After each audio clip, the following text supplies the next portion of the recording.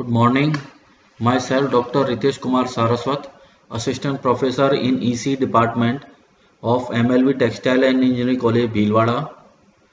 Today we will discuss about the pulse analog modulation.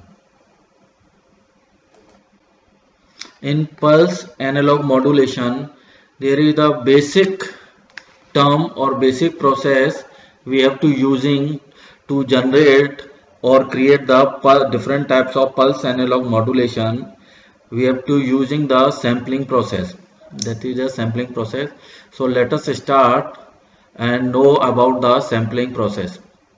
So as shown in the figure, there is the basic two inputs. First is the continuous time analog signal x of t represented in the figure, and another one input is the del ts of t.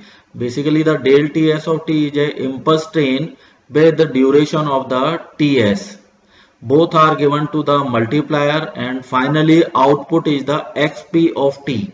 xp of t is the discrete time signal, which is a discrete form of the x of t signal.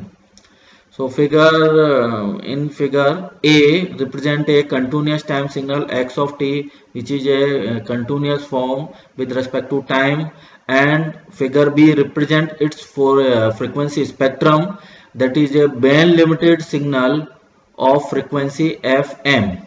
So that is the frequency spectrum x of j omega of x of t with respect to omega or f. This PPT represents the figure C, D, E and F, where the figure C represents the impulse train del Ts of t with the time duration of Ts. The time duration between each pulse is denoted by the Ts. Ts is the time period. S tends to the sampling. So Ts is the sampling time period, which is equal to 1 upon f of s. Fs is the sampling rate. Figure D is similar as discussed in previous slide, where the two input x of t and del t of t given to the sampler. Here the sampler is basically equals to the multiplier. Both the term are given to multiplier and creating the xp of t. xp of t is the discrete form of the x of t. Next, the figure E represents the discrete formation of the continuous time signal x of t. xp of t represents the number of impulses. So here see in the figure there are the 1, 2, 3, 4, 5 upper side pulses and 1, 2, 3, 4, 5 in downward pulses. So basically the continuous time signal is converted into 10 impulses with variable amplitude. For first 5 pulses amplitude is positive side, and the next 5 pulses amplitude in the negative side. So basically the amplitude of the impulses as compared to figure C, amplitude is varying the pulses as according to the continuous time signal. Next, the figure F represents the frequency spectrum formation of figure E, where there are the lobes are represent.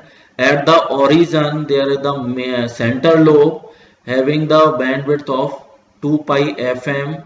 Next, similar amplitude and the similar nature band a lobe is generated at the omega s. Next is generated 2 omega s.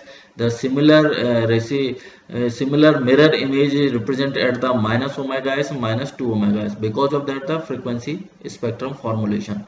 So basically that represent the each impulses are denoted by the lobe at the frequency of omega s, 2 omega s, 3 omega s, 5 omega s, where the omega s basically generated at the each pulses at the time duration of the PPT will represent the interpolation process in sampling procedure. Interpolation basically a reversible process of the sampling process.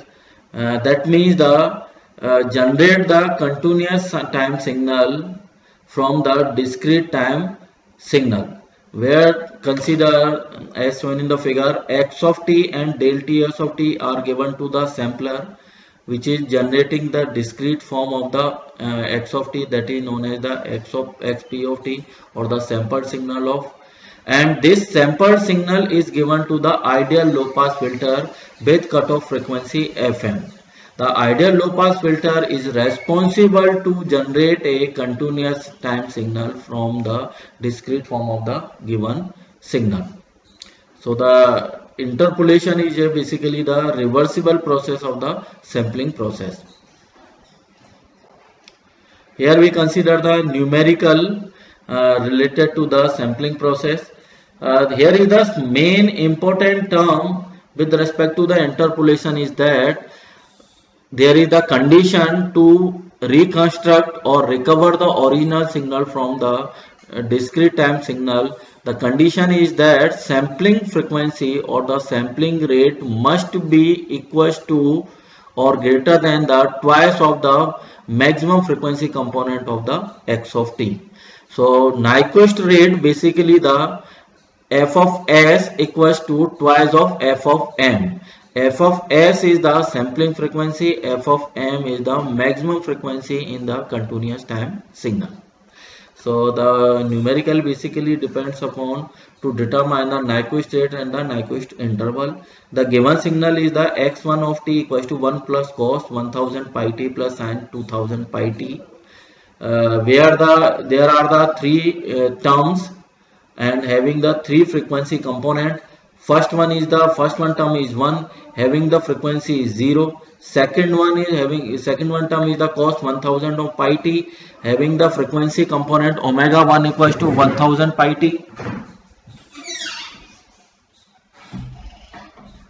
And the third one term is the sin 2000 pi t, having the frequency component is the 2000 pi. So when we compare the three frequency component, the maximum frequency component is the 2000 pi. So here we consider the modulating or the analog signal frequency component is omega m equals to 2000 pi. As per the Nyquist rate, omega s equals to double of omega m. So omega s equals to twice of omega m, that is the 4000 pi radian per second. So now the sampling frequency f of s equals to omega s upon 2 pi, that is equal to 2000 hertz, 2 kilohertz. And the Nyquist interval is the 1 upon f of s, ts equals to 1 upon f of s. So that will be the ts equals to omega s upon 2 pi, 1 upon 2000 second.